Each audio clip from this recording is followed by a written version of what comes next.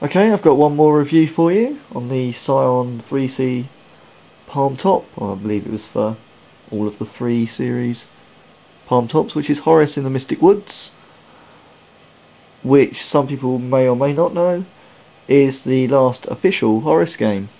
Psion, of course, were responsible for the Spectrum ones on some level distribution or something, although the game obviously developed by Beam Software. Psion were one of the parties involved, and so in the 90s they thought they'd have a stab at reviving Horace with their lovely little palm top range that never really, shall we say, never really came to light. But nonetheless, I have a copy here of Horace in the Mystic Woods. I have a Psion 3C palm top. And the Proteus developments. I hope you can see what's going on here. It's not the best of displays, I will admit. But there we have it, Horace in the Mystic Woods. There is a story, but it's frankly tedious. Horace has wandered into the Mystic Woods and basically wants to get out. Sounds about it. Set myself up some keys, and away we go. As you can see, here's Horace. Well, I hope you can see. Here's Horace down the left. Let's try it up in the contrast. Might help a little bit. There we go. What we basically have is a little platformer. Not entirely. Oh dear, oh dear. Bad start.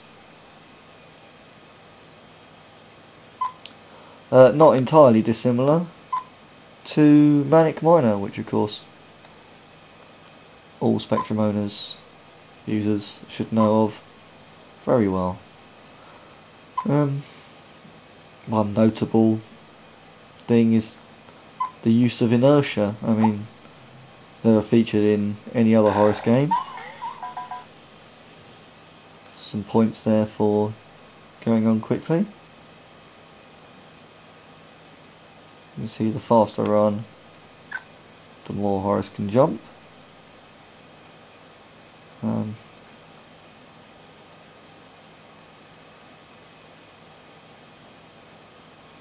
It's a simple case of running around, collect a few items. Oh dear, not doing very well.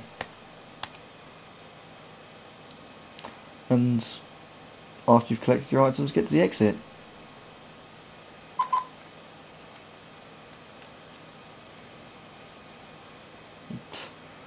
It doesn't appear. Oh dear. Not done very well there. Let's have another try. I believe you can carry on from the level at which you died. Play from last level, there you go. But I mean, I've never really played this very much. I have a copy out of interest of all Horace related games. As I say, it's, you know, it's official technically. Completing the Horace quadrilogy, if you'd like to call it that.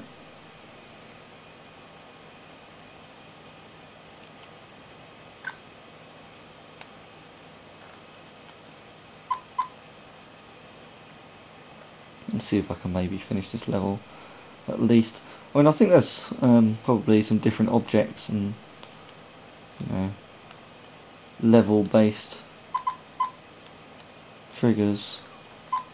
I bet it might be a fun little game to sort of port to a different system. It's a shame that it's only on this Psion palmtop. Means a lot of people who might try it, you know. With regard to retro gaming, people who might try it probably won't get the chance. These telephones here, if you can see them at the bottom, very, very similar to the telephones in Manic Miner. Perhaps one might say that's a little bit blatant. But of course you'll always find reviews of the original Horace games which make such bold claims as to suggest that there's very little originality in the Horace series.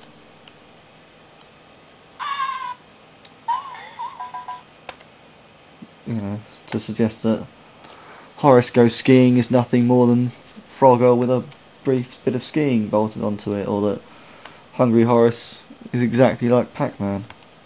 I don't know how people come to such conclusions, quite frankly. I've never noticed any similarities.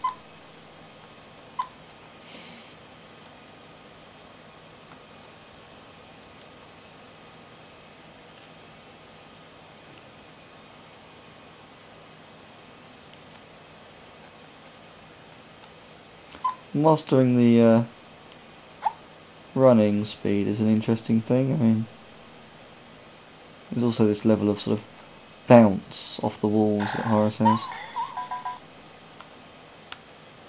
which doesn't really help control him. Now there seems to be, not sure what that clock is all about.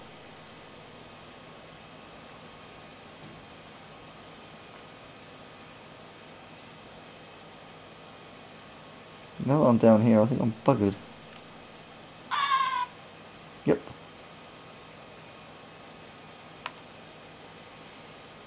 Ah. So if I go under the clock,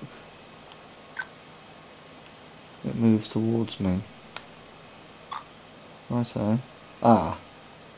And the small clock there seemed to stop everything. Oh. I'm sure if I go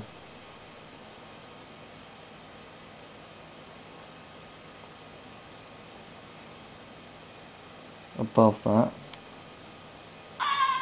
Oh dear.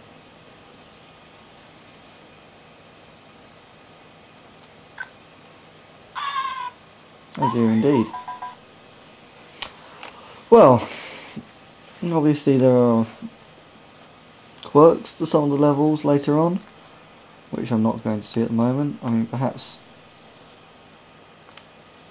the guide will tell us about some future items. Clock stops enemies for 5 seconds. Super Horace, invincible. Nightfall, platforms go invisible. Bomb blows up platforms. Bricks builds platforms. That's it, really. So that is Horace in the Mystic Woods. Perhaps I'll bring another video of this back in the future, showing a bit further progress, but for now, that's it.